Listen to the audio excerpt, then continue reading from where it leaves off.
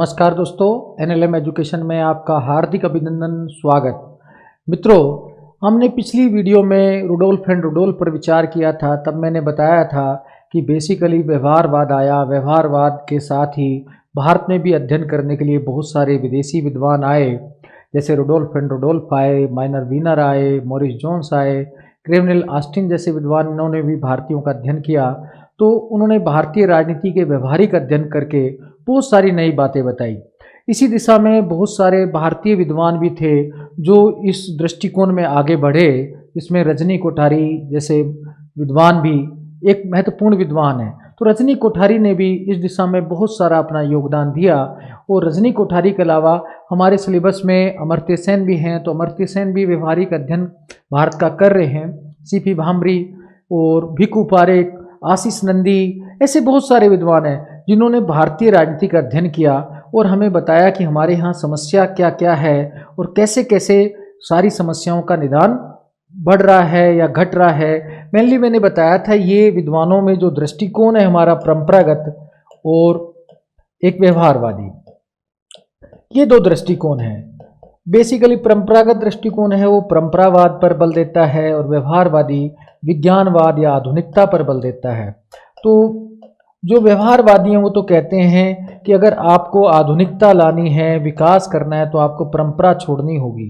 परंपरा बनाम आधुनिकता में आपको ये परंपरा को छोड़ना होगा। लेकिन भारत में अधिकांश विद्वानों ने अध्ययन किया तो उन्होंने बताया कि परंपरा के साथ भी आधुनिकता और विकास संभव है। इसी दिशा में कि हमारे रजनी कोठारी जी ने भी भारतीय राजनीति का भारतीय संदर्भ में ही अध्ययन किया और हमें बताया कि किस तरीके से भारतीय समाज के बहुत सारे तत्व जो परंपरावादी हैं लेकिन आधुनिक भारतीय राजनीति के अनुकूल हैं, वो कहीं ना कहीं भारतीय लोकतंत्र को मजबूत करते हैं, भारतीय लोकतंत्र का ह्रास नहीं करते हैं। साथ में उन्होंने गांधीवादी मूल्यों के अनुरूप, आप जानते हैं रजनी कोठारी जी कहीं ना कहीं जेपी आंदोलन से या जेपी से बहुत अधिक प्रभावित थे।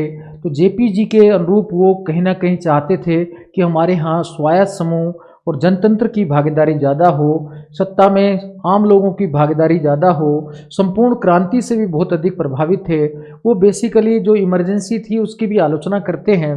तो संपूर्ण भागीदारी तभी होगी जब हर क्षेत्र में जनता की भागीदारी होगी, चाहे राजनीति हो, समाज हो, अर्थव्यवस्था हो। जब आम व्यक्ति सत्ता के प्रत्येक क्षेत्र में भागीदार होने लगता है तभी वास्तविक लोकतंत्र आता है। तो बेसिकली गांधीवाद, जेपी और एम.एन. राय का भी काफ़ी हद तक उनसे प्रभाव पड़ा। इसी दिशा में वो दलविहीन लोकतंत्र की बात भी रजनी कोठारी जी कर देते हैं। तो रजनी कोठारी जी ने एक तरफ तो बताया कि हमारी परंपरागत जो भारतीय समाज है उसमें आधुनिकता के तत्व हैं, जैसे जाति है। जाति हमारे यहाँ दबाव समूह के रूप में कार्य करती है और लोकतंत्र को गतिशील बना देती है। जाति के कारण लोग मतदान तेज गति से काम करते हैं और जाति कहीं ना कहीं जो सरकार की निरंकुशता है उस पर रोक लगाने का कार्य भी करती है। तो उन्होंने जाति के सकारात्मक अवधारणा की बात की। उन्होंने कहा भारत में राजनीति का जातिकरण नहीं हुआ है, जाति का राजनीतिकरण हुआ है, यानी कि जाति में लोकतंत्र आया है। तो ये बेसिकली रजनी कोठारी जी ऐसे विचार व्यक्त करते हैं।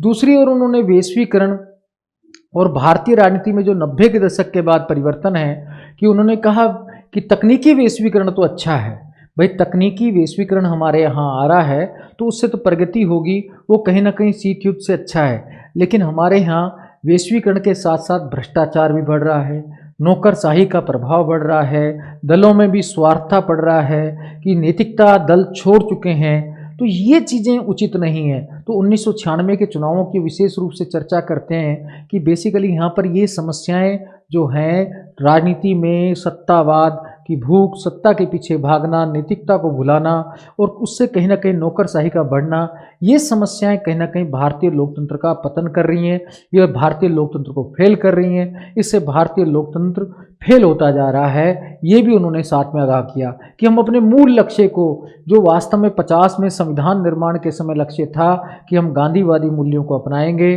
गाँव को मजबूत करेंगे, गाँव के लोगों का शासन स्थापित होगा, आम व्यक्ति भी अपनी समस्याएं आसानी से दूर कर सकेगा, वो अपने आप को शासन का भागीदार मानेगा। लेकिन वो बातें नहीं है। और सबसे बड़ी बात है जो स्वायत्त समूह हैं, एनजीओ हैं, जो सामाजिक संस्थाएं आज उसके प्रति भी सकारात्मक दृष्टिकोण सरकार नहीं रख रही है, नकारात्मक दृष्टिकोण रखते जा रही है, इसलिए और समस्याएं बढ़ती जा रही हैं। तो इन सब समस्याओं पर विचार रजनी कोठारी जी ने किया।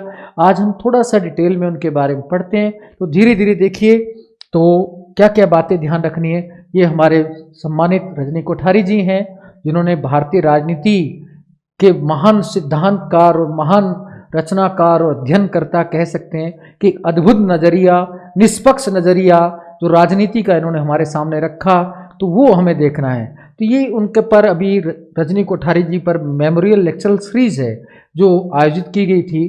तो उनका जो बताया गया है इसमें कि उन्होंने क्लासिक पॉलिटिक्स इन इंडिया पर लेख लिखा है, और साथ में उनकी संस्था कौन सी उन्होंने बनाई थी, centre for the study of developing societies. तो बेसिकली CSDS संस्था बनाई थी, ये इसमें लिखा हुआ है। साथ में लोकायन संस्था भी उन्होंने बनाई थी। इसमें विभिन्न सारे प्रोफेसर हैं जो बेसिकली क्या है, आशीष नंदी जी भी हैं।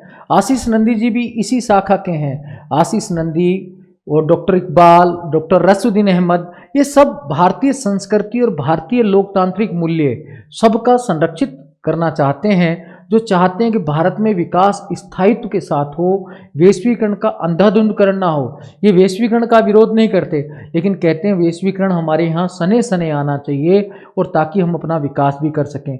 बीकू पारेख जी भी कहते हैं कि हमें संस्कृति को भुलाकर वैश्वीकरण नहीं भागना है। हम एक तरफ आर्थिक पैसा ना करें, हम अपनी संस्कृति के अनुकूल विकास करें, आर्थिक प्रगति करें, तो उससे स्थायित्व आएगा। अब कोविड जैसी समस्याओं ने बता भी दिया है कि अगर संस्कृति के अनुकूल, भारतीय संस्कृति के अनुकूल हम रहते तो कोविड हमारे यहाँ इतना प्रभावित नहीं करता। आज हमारा साल भर नष्ट कर दिया। इसका मेन कारण है कि कहीं ना कहीं हम अपनी संस्कृति को भुला चुके हैं। तो ये सारी बातें रजनी कोठारी जी कहते हैं। अब मैं चर्चा करता हूं रजनी कोठारी की कुछ प्रमुख पुस्तकें हैं, अब उन पर चर्चा करते हैं मित्रों। रजनी कोठारी की एक प्रमुख पुस्तक है कास्ट इन इंडियन पॉलिटिक्स। तो कास्ट इन इंडियन पॉलिटिक्स है, इसमें तो यह ध्यान रखना है पुस्तक का नाम है। एक बात और ध्यान रखना कि जेम्स वाइनर ने इसे रिवाइज्ड किया है। अब ये आपके सामने क्वेश्चन आता है कि भाई किसने रिवाइज किया है इस पुस्तक को, तो जेम्स वाइनर ने किया था। इस पुस्तक में रजनी कोठारी ने जाति के बारे में बताया कि जाति भारतीय राजनीति में दबाव समूह की तरह कार्य करती है। तो ये कहीं ना कहीं लोकतंत्र में इससे भागीदारी को बढ़ावा मिलता है, और कहीं ना कहीं जो सरकार की निरंकुशता पर रोक मिलता है, तो इससे कहीं ना कहीं चेतना भी आती है लोकतंत्र में, और लोकतंत्र में चेतना आने से विकास की गाथा बढ़ने से बढ़ावा मिलता है। और लोकतंत्र आया, लोकतंत्र ने भी कहीं ना कहीं जातिवाद को बढ़ावा दिया, लोगों में चेतना दी कि आप राजनीतिक भागीदारी करेंगे, इसलिए जाति के बहुत बड़े बड़े संगठन बने, और बहुत सारे निम्न जाति के लोग उच्च पदों पर पहुंचे। चाहे दक्षिण भारत में देख लें, चाहे आंध्र प्रदेश में देख लें, चाहे यूपी में देख लें, तो ऐसे बहुत सारे उदाहरण भी उन्होंने बताए। तो basically caste in Indian politics में वो ऐसी बातें करते हैं। इसमें वही दृष्टिकोण है जो बेसिकली जेपी जी का भी है। जेपी जी ने भी कहा था कि दल जो बेसिकली जाति है वो भारतीय राजनीति में दल की भांति कार्य करती है। अब ये कथन ध्यान रखना, ये कथन किसका है, जेपी जी का है। उन्होंने कहा था जाति भारतीय राजनीति में दल के समान कार्य करती है। फिर एक टिंकर विद्वान हुए थे, विदेशी विद्वान थे टिंकर, तो वो कहते हैं राज्यों की राजनीति तो भारत में दल पर ही आधारित है। तो ये सारी चीज़ें, तो ये बेसिकली रजनी कोठारी जी ने बताया कि वास्तव में लोकतंत्र आने से हमारे यहाँ जाति के बंधन ढीले हुए हैं, जाति ने अपनी भूमिका सकारात्मक कर दी है। आज वो लोकतंत्र में भागीदारी, राजनीतिक भागीदारी और आर्थिक उन्नति का कार्य करती है, इसलिए जाति दबाव समूह के रूप में कार्य कर रही है। तो सारे पॉजिटिव इम्पैक्ट उन्होंने इस पुस्तक में बताए। फिर दूसरी पुस्तक उन्होंने रजनी कोठारी ने लिखी थी पॉलिटिक्स इन इंडिया। इसमें भारतीय दलों की स्थिति, लोकतंत्र की स्थिति, आम जनता की भागीदारी और भारतीय लोकतंत्र के समक्ष जो चुनौतियां आ रही हैं वो सब बताया। उन्होंने एक तरफ तो कहा कि ठीक है कि अभिजनवादी समूह ने 50-60 के दशक में वृद्धि को बढ़ावा दिया, 66 के बाद कहीं ना कहीं हमारे यहाँ पर जो राजनीति में क्षेत्रीय दलों का उद्भव हुआ वो भी एक अच्छा संकेत था, उससे आम जनता की भागीदारी बढ़ी। लेकिन साथ साथ हमारे यहाँ नेताओं की तानाशाही वाला भाव भी बढ़ता रहा है, दलों में सत्तावाद की भूख भी बढ़ रही है, उससे नौकरशाही का प्रभाव भी बढ़ रहा है, और आज दल कहीं ना कहीं लोकतांत्रिक मूल्यों को भुला चुके हैं। तो जोड़ तोड़ की राजनीति और सत्ता की राजनीति ज़्यादा करने लगे हैं, जनता और नेता के बीच में जो दूरी है वो भी बढ़ती जा रही है। तो ये सारी समस्याओं पर, छोटी छोटी समस्याओं पर उन्होंने चर्चा की। फिर भी कहा लोकतंत्र में गाँव और छोटे छोटे NGO की, सामाजिक समूहों की भागीदारी आज भी नहीं दिखाई देती है। इससे लोकतंत्र मजबूत नहीं होता है। जो वास्तव में सिविल सोसाइटी कहते हैं वही कहीं ना कहीं हमारे यहाँ भी होना चाहिए। छोटे छोटे समूह गठन होना चाहिए, वो सकारात्मक कार्य करने चाहिए। तो वो सारी समस्याओं पर उन्होंने चर्चा की और बताया कि आज वैश्वीकरण के कारण कहीं ना कहीं समस्याएं भी हमारे सामने आ रही हैं। फिर रीथिंकिंग डेमोक्रेसी में भी वो भारत की लोकतंत्र की समस्याओं की चर्चा करते हैं जो आज सत्तावाद की राजनीति के कारण आया है। तो कहते हैं कि वो बेसिकली 70 के दशक से लेकर आज तक की सत्तावादी राजनीति में बढ़ता जा रहा है, स्वार्थवाद बढ़ता जा रहा है, आम जनता की उपेक्षाएं हो रही हैं और कहीं ना कहीं दल बस जोड़ तोड़ की राजनीति कर सत्ता में बैठना चाहते हैं और सत्ता के कारण फिर समस्याएं भी आ जाती हैं। जैसे लॉर्ड एक्टन ने कहा है कि बेसिकली सत्ता भ्रष्ट होती है, अधिक सत्ता अधिक भ्रष्ट होती है। उसी को उन्होंने कहीं ना कहीं रीथिंकिंग डेमोक्रेसी में दोहराया है और बताया है कि आज एनजीओ, सामाजिक समूह, एक आम मतदाता कहीं ना कहीं लोकतंत्र में वो सक्रिय भागीदारी नहीं निभा पा रहा। इसलिए मुझे लगता है कि भारतीय लोकतंत्र फेल हो गया है, ऐसा उन्होंने रीथिंकिंग डेमोक्रेसी में लिखा। तो ये आपको सारी बातें पता रहनी चाहिए। अब हम थोड़ा पीपीटी किट के माध्यम से शुरू से देखते हैं रजनी कोठारी जी के बारे में। आपको इसमें थोड़ा सा तनाव नहीं होगा, लेकिन रजनी कोठारी जी के बारे साथ साथ हम आपको आशीष नंदी जी के बारे में बताएंगे। आशीष नंदी भी वही रोल अदा करते हैं समाज के लिए, तो आपको तनाव नहीं लेना है। माइनर विनर है तो वो भी दृष्टिकोण वही है। तो भिखू पारेख भी कहते हैं, भिखू पारेख भी रजनी कोठारी की भांति ही दृष्टिकोण रखते हैं और डॉक्टर इकबाल भी बेसिकली वैसा ही दृष्टिकोण रखते हैं। तो इनके विचारों की जो साम्यता है वो कहीं ना कहीं डॉक्टर इकबाल भी सेम रखते हैं। डॉक्टर इकबाल के बारे में आपने नाम भी सुना होगा। ये ईस्टर्न के व्यवस्था सिद्धांत का प्रयोग राज्यों की राजनीति में भारत में करते हैं। ईस्टर्न ने जो व्यवस्था सिद्धांत दिया उसका प्रयोग भारत में करते हैं राज्यों की राजनीति के अध्ययन के लिए। तो देखो, भारतीय विद्वानों में वैज्ञानिकता की कमी नहीं है। हम चाहें तो हर चीज़ का अध्ययन हम पश्चिम का अध्ययन अपने हिसाब से कर सकते हैं। वो भी इसी तरीके से भारतीय संस्कृति के अनुरूप लोकतंत्र की चर्चा करते हैं और बताते हैं भारत में क्या क्या विकास हुआ है लोकतंत्र का। बहुत सी अच्छी बातें भी आई हैं, लेकिन कुछ नकारात्मक तत्व आए तो उनको हम दूर करें। तो रसूद्दीन अहमद भी हैं, आशीष नंदी भी है, भिखू पारेख भी हैं। भिखू पारेख तो कहीं ना कहीं साम्यवाद की श्रेणी में आते हैं। तो भिखू पारेख कहते भी हैं कि संस्कृति जो होती है समाज की शक्ति का स्रोत होती है। अगर किसी व्यक्ति या समाज को नष्ट करना है तो उसको उसकी संस्कृति से अलग कर दो। तो वही विल किमलिका वाला कथन दोहराते हैं। तो ये भिखू पारेख का भी इनसे साम्यता रखते हैं रजनी कोठारी जी। अब हम अपना दृष्टिकोण रजनी कोठारी तक सीमित रखते हैं। तो मित्रों देखो कि बेसिकली ये भारतीय राजनीति वैज्ञानिक व सिद्धांतकार हैं। क्या है? भारतीय राजनीति वैज्ञानिक और सिद्धांतकार हैं। इन्होंने मेनली दो संस्थाएं स्थापित की थी। एक तो centre for the study of developing societies, ये 1963 की है। इनकी कब की है? 1963 की। तो ये आपको ध्यान में रखना है कि इन्होंने centre for the study of developing societies की स्थापना 1963 में की थी, जिसे CSDS भी कहते हैं। फिर राइट लिवलीहुड अवार्ड इन्हें मिला था, सम्मान मिला था ये तो। फिर इन्होंने लोकायन संस्था भी 1980 में बनाई थी, जिसका मेन उद्देश्य था बुद्धिजीवी और जनता में संवाद। देखो मैंने कहा ना, बहुत बड़ी समस्या यह है हमारे यहाँ बुद्धिजीवी सिर्फ घर पर बैठे रहते हैं। जैसे मैं भी कुछ राजनीतिक गतिविधियों में भाग लेता हूँ तो बोलते हैं आप तो इस पार्टी के बन गए, आप ऐसे बन गए, गुरुजी अब आप पढ़ाएंगे कैसे? अरे वहाँ पढ़ने तो गया था मैं, और करने क्या गया था? भाई मैं किसी पार्टी के साथ जुड़ता हूँ, वहाँ कुछ अध्ययन करता हूँ, तो भाई अध्ययन नहीं करूँगा तो सीखूंगा कैसे? तो मैं वहाँ अध्ययन करने तो गया, लेकिन हमारे यहाँ तो बोलना शुरू कर देते हैं। वही व्यवहारवादी दृष्टिकोण अपना घिसा पिटा अपनाते हैं। तो वो गलत हो जाता है कि वास्तव में एक विद्वान को जाना चाहिए, दलों के संपर्क भी रखना चाहिए, दलों की नीतियाँ भी देखनी चाहिए, आम जनता से भी संवाद रखना चाहिए कि वास्तव में आम कार्यकर्ता किसी दल के बारे में क्या सोचते हैं और दूसरे पार्टी के कार्यकर्ता क्या सोचते हैं, और एक जो तटस्थ मतदाता है वो क्या सोचता है। तो सारी चीज़ें आपको तभी पता चलेंगी जब आदमी जाएंगे।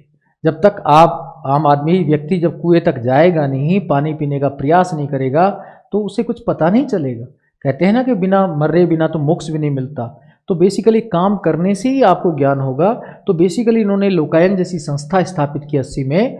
फिर 1985 में जयप्रकाश सम्मान भी मिला था, ये लिवलीहुड सम्मान भी बोल देते हैं इसको। फिर PUCL public union of civil liberties, ये एक NGO है, इसके साथ भी वो 1976 में, जिसने बेसिकली बाल श्रम उन्मूलन की दिशा में, मानवाधिकारों की दिशा में काफ़ी अच्छा भारत में कार्य करता है। इससे भी ये जुड़े हुए थे। अब इनकी पुस्तकें तो 3 महत्वपूर्ण हैं जो मैंने अभी आपको फोटो भी बताए। पहला पॉलिटिक्स इन इंडिया 1970, फिर कास्ट इन इंडियन पॉलिटिक्स 1973, फिर रीथिंकिंग डेमोक्रेसी 2005। अब ये क्या क्या विचार व्यक्त करते हैं वो भी आपको ध्यान में रखना है। पहला तो ये जाति की सकारात्मक भूमिका की चर्चा करते हैं। कहते हैं भारतीय राजनीति में जाति सकारात्मक भूमिका अदा करती है। जैसे मैंने बताया कि पश्चिम में कहते हैं दबाव समूह काम करता है, तो भारत में जाति दबाव समूह का कार्य करती है। तो वास्तव में इसके अंदर बहुत सारी निम्न जातियाँ आसानी से संगठित हो जाती हैं। संगठित होकर वो फिर तेजी से मतदान करती हैं। मतदान प्रतिशत या लोकतंत्र में भी इससे क्या होती है, वृद्धि होती है। ये बेसिकली कथन कई बार आ भी चुका है कि लोकतंत्र में वृद्धि करती है तो जाति करती है। किसका कथन है? तो रजनी कोठारी जी का कथन है। तो ये आपको ध्यान में रखना। उन्होंने कहा जाति के कारण लोकतंत्र में गतिशीलता को बढ़ावा मिलता है, तेज गति आ जाती है। और इससे क्या है, फिर निम्न जातियां कहीं ना कहीं तेज गति से काम करती हैं। वो ये मानती हैं कि अगर हमारी लोकतंत्र में भागीदारी हो गई तो हमारा क्या हो जाएगा, संस्कृतिकरण हो जाएगा। हम उच्च जाति में कहीं ना कहीं हमारी पैठ भी बन जाएगी। तो इससे कहीं ना कहीं वो बदलाव की ओर भी इसका एक प्रयास मानती है लोकतंत्र को। इसलिए बेसिकली कहता है जाति की सकारात्मक भूमिका है। जाति सरकार की निरंकुशता पर भी रोक लगाती है और जाति के कारण आज विभिन्न समूह आसानी से संगठित हो रहे हैं और निम्न जाति का भी कहीं ना कहीं उत्थान हो रहा है और लोकतंत्र में भी वृद्धि हो रही है। तो बेसिकली कहते हैं ये सारी चीज़ें। फिर कहते हैं कि वो नई नई मांगों की पूर्ति भी मानते हैं वो जाति के कारण होगी। अब कोई मानता है कि भाई हमें आरक्षण कब मिलेगा, जब हमारे एमएलए एमपी ज़्यादा होंगे। इसके लिए कारण भी वो क्या करते हैं, ज़्यादा मतदान करते हैं।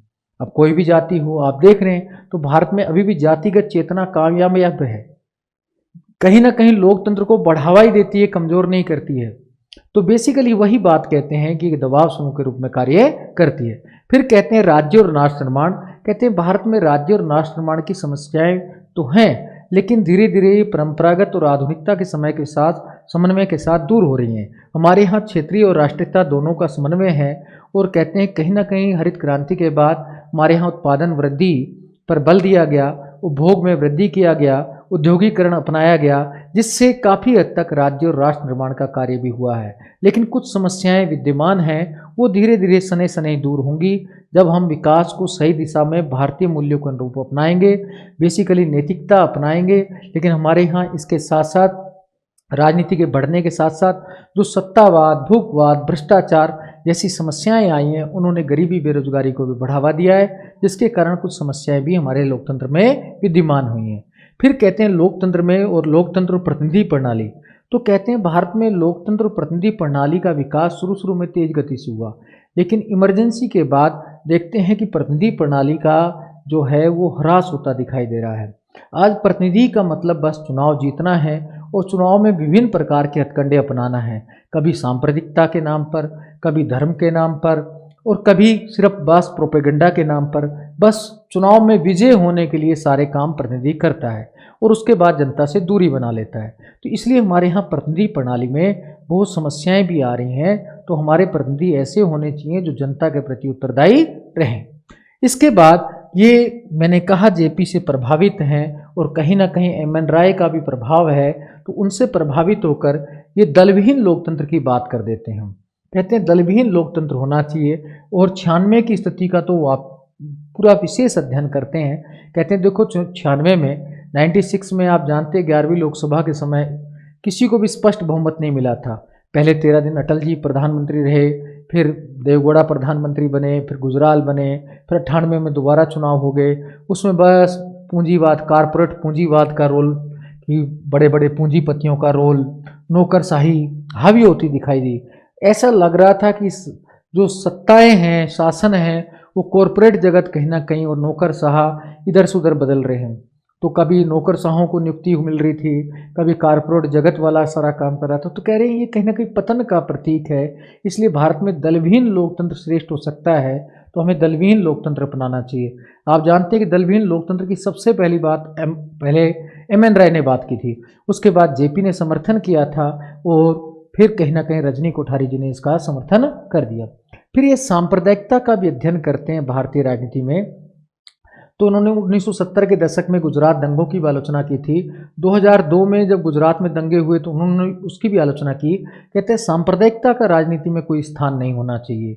अयोध्या के कार सेवकों की घटना जो बेसिकली बाबरी मस्जिद का गिराना वाला है, उसकी भी ये निंदा करते हैं और कहते हैं कि ये निंदनीय क्वेश्चन है, इसमें उचित नहीं कह सकते इसको, तो ये अच्छी बात नहीं है। तो ये बेसिकली कहते हैं। लेकिन ये तकनीकी वैश्वीकरण का भारत में समर्थन करते हैं, तो कहते हैं बिल्कुल तकनीकी वैश्वीकरण चीज से अच्छा है और हमें अपनी संस्कृति के अनुकूल इसको अपनाना भी चाहिए, लेकिन हावी नहीं होने देना चाहिए। ये भी ध्यान रखना है कि हमें ये भी ध्यान रखना है कि इसके साथ भ्रष्टाचार और नौकरशाही हावी नहीं हो, आम जनता का कल्याण हो, स्वयंसेवी संस्थाएं और इनकी भागीदारी ज़्यादा हो, एनजीओ की भागीदारी, और ऐसी संस्थाएं जो बुद्धिजीवी वर्ग जिससे जुड़े हुए हैं, आम जनता वर्ग जुड़े हुआ है, तो उनके साथ। तो अभी भी हमारे यहाँ यूनिवर्सिटियाँ तो कम जुड़ी हैं, एनजीओ जो सामाजिक संस्था है वो कम वैश्विक हुई हैं, बस राजनीति और अर्थव्यवस्था ही वैश्विक हुई है। कंपनियां तो बनी हैं, बहुराष्ट्रीय कंपनियां, किस मामले में? आर्थिक मामले में। लेकिन भाई हमारी सामाजिक संस्थाएं भी हैं, जैसे उन्होंने लोकायन संस्था की बात की, कभी उनकी चर्चा भी हो जाए अमेरिका के बुद्धिजीवियों के साथ, वहाँ के समाज के लोगों के साथ? ऐसा कभी नहीं होता। हमारी यूनिवर्सिटी के सम्मेलन भी अमेरिका के साथ वो कम होते हैं लेकिन बहुत कम मात्रा में होते हैं। तो मेनली उनको ज़्यादा बढ़ावा देना चाहिए ताकि वास्तव में हमारे यहाँ लोकतंत्र का विकास और आम जनता शासन में उच्च स्तर तक पहुँच सके। लेकिन हमारे यहाँ बुद्धिजीवियों का थोड़ा प्रभाव और ऐसी सामाजिक संस्थाओं को नकारात्मक दृष्टिकोण से देखा जाता है, तो इनको बढ़ावा देना चाहिए, इनकी सकारात्मक भूमिका को अपनाना चाहिए, लोकतंत्र की मजबूती के लिए आवश्यक है, ऐसा इन्होंने बेसिकली कहा। आगे देखते हैं कि ये बेसिकली क्या है। ये वास्तव में गांधीवाद से प्रभावित होकर मानवतावादी सार्वभौम सर्वोदय व्यवस्था की बात करते हैं। कहते हैं आज जो लोकतंत्र में भौतिकवाद फैला हुआ है, कहीं ना कहीं भ्रष्टाचार फैला हुआ है और हर जगह चुनाव धांधली, बेईमानी, सत्ता की भूख जो दिखाई देती है, इससे भारतीय लोकतंत्र फेल हुआ है। अभिजनवाद का प्रभाव बढ़ा है और इससे भारतीय राजनीति में संघर्ष भी बढ़ा है। तो ये समस्याओं का निदान के लिए कहते हैं इसमें पिछड़े वर्गों की भी भूमिका धीरे धीरे कम होती जा रही है। तो इसलिए कहते हैं एम एन राय के अनुरूप हमें कि बेसिकली क्या करना चाहिए कि मानवतावादी सार्वभौम सर्वोदय समाज का निर्माण करना चाहिए। हमें अपने जो प्राचीन मूल्य हैं, जो गांधी जी ने कहे, जेपी ने कहे, कि वो सारे अपनाने चाहिए। संपूर्ण क्रांति की दिशा में कदम उठाने चाहिए, तभी जाकर कहीं काम चलेगा। भाई मानवतावादी दृष्टिकोण अपनाएं, सार्वभौमिक दृष्टिकोण अपनाएं और सबके उदय वाला बनाएं। इसमें क्या है? ग्रामीण सामाजिक संस्थाएं अधिक से अधिक मजबूत हों, तो तब तो लोकतंत्र विकसित होगा और व्यक्ति की महत्वपूर्ण भूमिका और सकारात्मक भूमिका पर बल दें। लेकिन हमारे यहाँ हुआ नहीं है। अभिजन वर्ग अभी भी प्रभावी बना हुआ है, बस पैसे से सारा प्रचार और नई नई तकनीकों का महत्व बढ़ता जा रहा है। ये लोकतंत्र के लिए घातक है। तो इन संस्थाओं की भागीदारी होगी तो सकारात्मक लोकतंत्र मजबूत होगा। तो ये बेसिकली कहते हैं। तो एम एन राय से विशेष रूप से प्रभावित थे और कहीं ना कहीं पिछड़ा राजनीति को मजबूत भी करना चाहते थे। फिर एक और है, इन्होंने अपनी किताब कास्ट पॉलिटिक्स इन इंडिया में जाति के 3 रूपों की चर्चा की है। मैं वो 3 रूप भी बता देता हूँ, लेकिन उससे पहले ये ध्यान रखना, इन्होंने कहा था क्या कि जाति का राजनीतिकरण हुआ है। कि कहते हैं कि लोकतंत्र और जाति के सम्मिलन से पुराना समाज नए समाज के करीब आ गया है। पुराना समाज कौन सा है? जाति। नया समाज कौन सा है? लोकतांत्रिक समाज के करीब आ गया है। इससे जाति का राजनीतिकरण भारत में हुआ है, राजनीति का जातिकरण नहीं हुआ है। तो बेसिकली ये इन्होंने कहा था, तो वो ध्यान रखना है। तो फिर ये जाति के 3 रूप बता रहे हैं। 3 रूप किस संदर्भ में है कि आज कैसे कैसे उनमें चेतना आ रही है जो निम्न जाति में, तो उस संदर्भ में बात करते हैं। पहला कहते हैं लौकिक रूप जाति का। कहते हैं राजनीति में उच्च निम्न जाति संघर्ष, इसी दिशा में देखते हैं, ठीक है ना। निम्न जाति में चेतना आई और लौकिक रूप में, और बेसिकली वो आज उच्च पद प्राप्त करना चाहते हैं। पहला कौन सा है? लौकिक रूप में चेतना। किसमें? निम्न जाति में। तो वो क्या करते हैं कि बेसिकली अपना उच्च पदों पर पहुंचना चाहते हैं। दूसरा एकीकरण, समाज से व्यक्ति को जोड़ना। कहते हैं जाति का दूसरा काम है समाज और व्यक्ति जुड़ जाते हैं। जाति क्या करती है? व्यक्ति को सामाजिक बना देती है। भाई मेरे को इस जाति का, अपनी जाति के लिए काम करना है, ये करना है। तो जाति का दूसरा रूप देखते हैं एकीकरण के रूप में। तीसरा रूप है जो चेतनीय रूप में है। इसमें क्या करते हैं निम्न जाति के लोग? उच्च जाति में परिवर्तन के लिए विभिन्न प्रकार के प्रयास करते हैं ताकि उच्च जाति में उनका उत्थान हो जाए। चैतन्य रूप में मेनली मतलब है कि उत्थान के लिए प्रयास, किसके? निम्न जाति के उत्थान के रूप में प्रयास। उत्थान के रूप में प्रयास के रूप में बेसिकली कहता है कि निम्न जातियां 4 साधन अपनाती हैं, 4 साधन। पहला है संस्कृतिकरण का साधन, ये भाई संस्कृतिकरण अपनाती हैं। संस्कृतिकरण तो जानते हैं, एम.एन. श्रीनिवास ने अवधारणा दी थी संस्कृतिकरण की। कहता है जब कोई निम्न जाति या जनजाति किसी उच्च जाति का, प्रभु जाति का रीति रिवाज, रहन सहन आदि का अनुकरण करती है, वो लंबे समय बाद फिर उच्च जाति में होने का दावा करती है या उच्च जाति में विलीन हो जाती है, तो संस्कृतिकरण कहलाता है। यानी कि निम्न जाति का प्रयास की उच्च जाति बनने का प्रयास है, ये सांस्कृतिक रूप में परंपरागत रूप से हमारे यहाँ यही चलता है। तो कहीं देखा जाए तो ये गुजरात में देखें या उत्तर प्रदेश से नेनमा जनजाति का उदाहरण देखें तो बेसिकली वो क्या करती है, नेनमा जनजाति नमक बनाने का कार्य करती है। तो धीरे धीरे वो भी क्या करती है कि क्षत्रियों की तरह, ब्राह्मणों की तरह कपड़े और रहन सहन अपनाने लगती है। तो उसका विरोध भी होता है हालांकि, लेकिन धीरे धीरे अगर उसका विलीन हो जाता है तो उसमें तो संस्कृतिकरण कहलाता है। दूसरा लौकिकीकरण रास्ता है, निम्न जाति के चेतनीय रूप उत्थान का दूसरा रास्ता है लौकिकीकरण। इसमें आर्थिक उन्नति, इसमें निम्न जाति के लोग ज़्यादा से ज़्यादा नौकरी का प्रयास करते हैं, पैसा व्यापार करने का प्रयास करते हैं ताकि उनके पास धन आ जाए तो कहीं ना कहीं उनका विकास भी हो जाता है। तीसरा जो रास्ता अपनाते हैं कहते हैं वो है महापुरुषों से संबंध जोड़ना।